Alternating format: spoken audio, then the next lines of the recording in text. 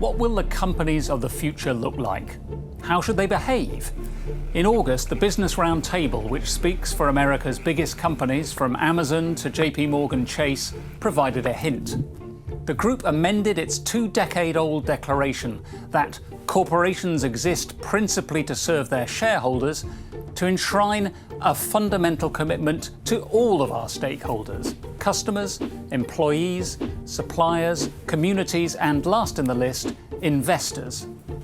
What's driving this shift in corporate purpose? The continuing attempt to restore trust in business, badly damaged during the financial crisis.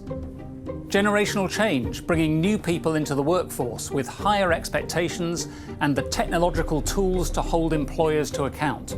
Consumer pressure, a renewed interest in the investment opportunities in environmental, social, and governance improvements.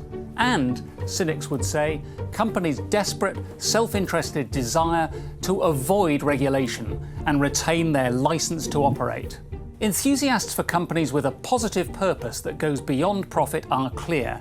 Companies that do not start paying more attention to their own staff, the communities they serve, and the environment as a whole simply will not survive to be the companies of the future. Businesses that do adopt a broader purpose, on the other hand, will benefit from the reinforced enthusiasm and commitment of their employees and their customers. But even the most environmentally and socially friendly chief executive has to generate enough of a return for the company's owners to make it to that brighter horizon. And managing the trade-offs necessary for the optimal strategy is delicate.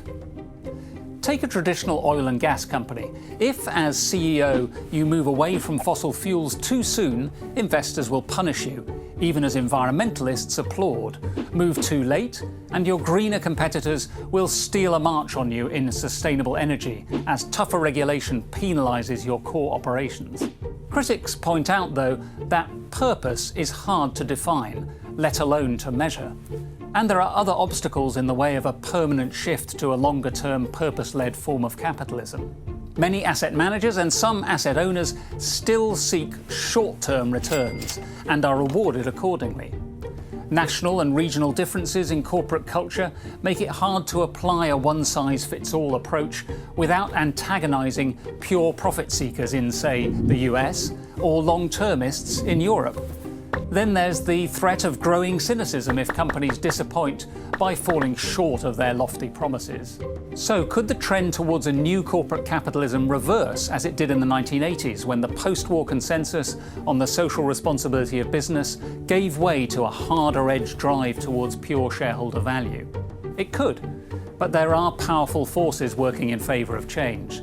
Chief executives can, of course, still decide how seriously to take these disruptive influences and act accordingly, but they would be reckless if they ignored them.